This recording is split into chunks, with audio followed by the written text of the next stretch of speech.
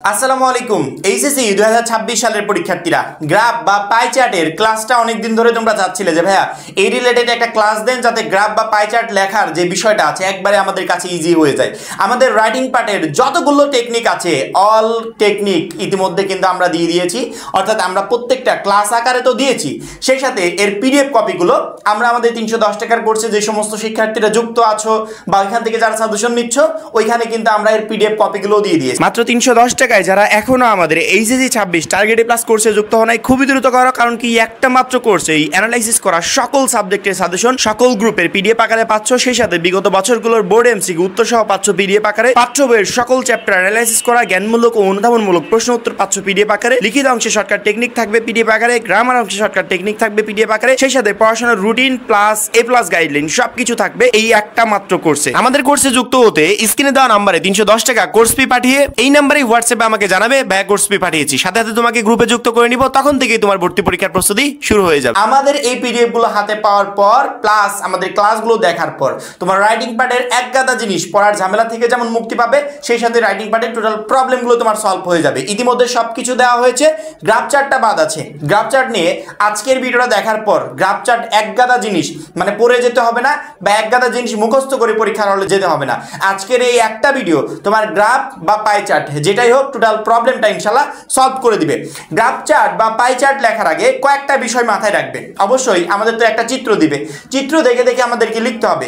চিত্রে হয় কোনো সাল উল্লেখ করা থাকবে, নয়তো কোনো পার্সেন্টেজ উল্লেখ করা থাকবে, নয়তো কোনো সংখ্যা উল্লেখ করা থাকবে, কিছু না কিছুর একটা তো থাকবে যেটা একসময় ঊর্ধ্বমুখী হবে, একবার নিম্নমুখী হবে, একবার বেশি হবে, একবার কম হবে, এরকম করে কিছু একটা বোঝানো থাকবে।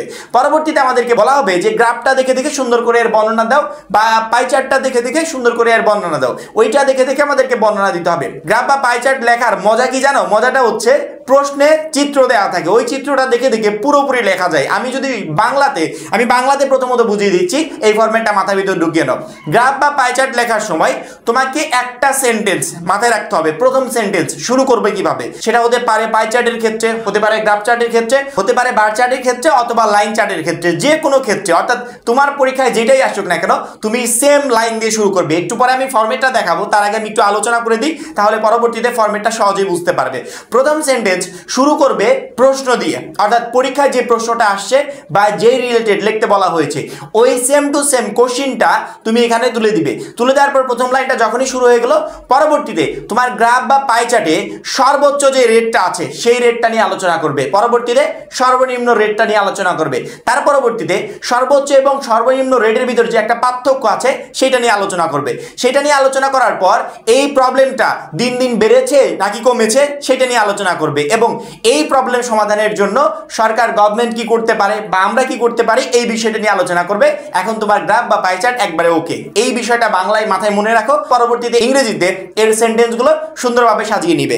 এই মুহূর্তে স্ক্রিনে যে গ্রাফ বা পাই চার্টটা দেখতে পাচ্ছ, এটাকে আমি পূর্ণাঙ্গ একটা পাই চার্ট বা গ্রাফ চার্ট বলবো না, কারণ কি এটা হচ্ছে একটা ফরম্যাট, শর্টকাট ফরম্যাট। এই ফরম্যাটটা মাথায় রাখলে পরীক্ষার হলে তুমি যে কোনো গ্রাফ বা পাই চার্ট সহজে তুমি লিখতে পারবে। প্রথমত প্রথম লাইনটা সেটা গ্রাফ চার্ট আসুক, পাই চার্ট আসুক, লাইন চার্ট আসুক বা বার চার্ট আসুক, যেটাই আসুক, প্রথম লাইনটা তুমি এইভাবে শুরু করবে। খালি এতটুকু মনে রাখবে, দ্য পাই চার্ট, যদি পাই চার্ট আসে লিখবে দ্য পাই চার্ট শোজ, ঠিক আছে? যদি বার চার্ট আসে সেক্ষেত্রে লিখবে দ্য বার চার্ট শোজ, যদি গ্রাফ চার্ট আসে সেক্ষেত্রে লিখবে দ্য গ্রাফ চার্ট শোজ। তারপরে আর কোনো কিছু তোমাকে বানিয়ে লিখতে হবে না, কারণ কি এখন তুমি প্রশ্ন দেখে দেখে প্রশ্নে যেটা আসছে সেটা তুমি এখানে সুন্দর করে বসিয়ে দিবে, অর্থাৎ প্রশ্ন দেখে দেখে। এক্সাম্পল হিসেবে আমি একটা প্রশ্ন তোমাদের সামনে উল্লেখ করছি, the bar chart shows the percentage of internet users in Bangladesh from 2015 to 2025, অর্থাৎ 2015 থেকে 25 সাল পর্যন্ত টোটাল বর্ণনা নিয়ে মনে করো একটা পাই চার্ট বা গ্রাফ চার্ট তোমাকে দেওয়া হয়েছে, সেই গ্রাফ চার্ট থেকে তোমাকে একটা ব্যাখ্যা রেডি করতে হবে, অর্থাৎ গ্রাফ বা পাই চার্ট লিখতে হবে।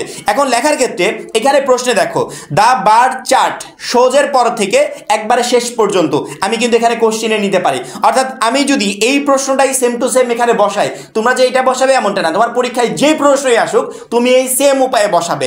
আমি উপরে বলেছি প্রত্যেকটা pie chart, graph chart, line chart বা বার চার্টের ক্ষেত্রে সেম কথাটা লিখবে, সেটা হচ্ছে দ্য চার্ট শোজ, এই শোজের পর থেকে আমাদের প্রশ্নেও দেখবে এরকম একটা শোজ দেওয়া আছে, ওই শোজের পরে প্রশ্নের টোটাল টুক তোমাকে তুলে দিতে হবে। আমি যদি নিচে যে প্রশ্নটা দেখালাম এই প্রশ্নটাই সেম টু সেম তুলে দিই তাহলে এরকম হবে, the pie chart shows the percentage of internet users in Bangladesh from 2015 to 2025। আমি কিন্তু প্রশ্নটা দেখে দেখে সুন্দর করে তুলে দিলাম, সেম টু সেম পরীক্ষার হলে তোমার যেই প্রশ্নটা আসবে তুমি দ্য চার্ট লেখার পর শোজের এখান থেকে পরবর্তী প্রশ্ন যতটুকু থাকবে অর্থাৎ একটা সেন্টেন্স তুমি সুন্দর করে এখানে তুলে দিবে, তাহলে প্রথম লাইনে কেউ তোমার ভুল ধরতে পারবে না, প্রথম লাইন একবারে টোটালি কারেক্ট হবে এবং শিক্ষক তোমাকে পুরো নাম্বারটা দিবে। পরবর্তীতে প্রথম লাইনটা যখনই তুমি সুন্দরভাবে কমপ্লিট করেছো শিক্ষকের কিন্তু একটা অলরেডি পজিটিভ একটা ধারণা তৈরি হয়ে গেছে তোমার উপর, কারণ কি তুমি প্রথম লাইনটা সুন্দর করে কমপ্লিট করেছো, শিক্ষক যখনই দেখবে যে লাইনটা সুন্দর আছে ঠিকঠাক আছে সেক্ষেত্রে শিক্ষকটা বুঝবে অবশ্যই এটা কোনো ভালো স্টুডেন্টের খাতা, অবশ্যই সে সুন্দর করেই লিখেছে এবং তোমাকে একটা ভালো নাম্বার দিবে। পরবর্তী লাইনগুলো যেভাবে সাজাবে আমরা কিন্তু প্রথমে বলেছিলাম যে যেহেতু কোনো পার্সেন্টেজ সংখ্যা বা অন্যান্য যে কোনো কিছু থাকতে পারে, এবার উচ্চ পর্যায়ে যেটা থাকে সেটা আমাকে লিখতে হবে, পরবর্তীতে নিম্ন পর্যায়ে। এই জন্য আমরা প্রত্যেকটা পাই চার্ট বা গ্রাফ চার্টের ক্ষেত্রে আমরা লিখবো it is an important matter for our country from the chart we see that highest number rate is in উচ্চ রেটটা, অর্থাৎ তোমার গ্রাফ পাই চার্টে যেখানেই হোক উচ্চ যে রেটটা থাকবে সেই রেটটা এখানে সুন্দর করে বসিয়ে দিবে। On the other hand the lowest number rate is in, এখানে নিম্ন রেটটা তোমাকে বসাতে হবে। There is a clear difference between the highest and lowest rates, অর্থাৎ উচ্চ রেট এবং নিম্ন রেটটা বসানোর পর এখানে কি পার্থক্য আছে বা পার্থক্য আদৌ আছে কিনা সেই লাইনটা আমাকে উল্লেখ করতে হবে। আমি এখানে সুন্দর করে উল্লেখ করে দিয়েছি, there is a clear difference between the highest and lowest rate. এবার this has an effect on our personal and social life.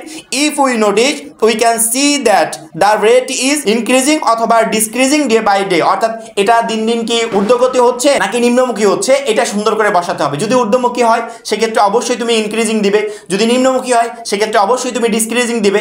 এখন টোটালি মানে গ্রাফ বা পাই চার্ট লিখতে হলে টোটালি প্রশ্নের দিকে তাকাতে হবে, প্রশ্নে যা আছে ওই দেখবো আর লিখবো, দেখবো আর লিখবো। এখানে একটু ঝামেলা হচ্ছে সেন্টেন্স মেকিং এর ক্ষেত্রে, তবে গ্রাফ বা পাই চার্টে সেন্টেন্স মেকিং এর ক্ষেত্রে যাতে ঝামেলা না হয় সেই জন্য এই ফরম্যাটটা দিয়ে দিয়েছি। এই সেম টু সেম ফরম্যাটটা তুমি ইউজ করবে, শুধুমাত্র প্রশ্ন দেখে দেখে কোথায় উচ্চমুখী কোথায় নিম্নমুখী, কমেছে কি বেড়েছে এই বিষয়গুলো সুন্দর করে এখানে বসিয়ে দিতে হবে, তাহলে গ্রাফ বা পাই চার্ট পুরোপুরি তুমি ইজিলি পরীক্ষার হলে মানে যেটাই আসুক সহজে তুমি লিখতে পারবে এবং এক গাদা জিনিস তোমাকে পড়েও যেতে হবে না। পরবর্তীতে বেড়েছে বা কমেছে এই বর্ণনা দেওয়ার পর কি করতে হবে, আমরা বা গভর্নমেন্ট এইটা ঠিক করার জন্য কি কি করতে পারবে সেই রিলেটেড 2-3 লাইন দিতে হবে। সেই লাইনগুলো কিভাবে দিব, expert say that we should take step to improve this situation, government and other organization should work together, if all people become aware we can make a better future. এখানে অনেকে বলতে পারো যে ভাইয়া ওয়ার্ডগুলো একটু কম হয়ে গেল না, আর একটু বেশি ওয়ার্ড বা একটু বেশি ব্যাখ্যা থাকলে ভালো হতো। হ্যাঁ, কোনো প্রবলেম নেই, তুমি মাঝখানে 2 থেকে 3 লাইন তুমি ব্যাখ্যা ঢুকিয়ে দিতে পারো। যেমন ধরো আমি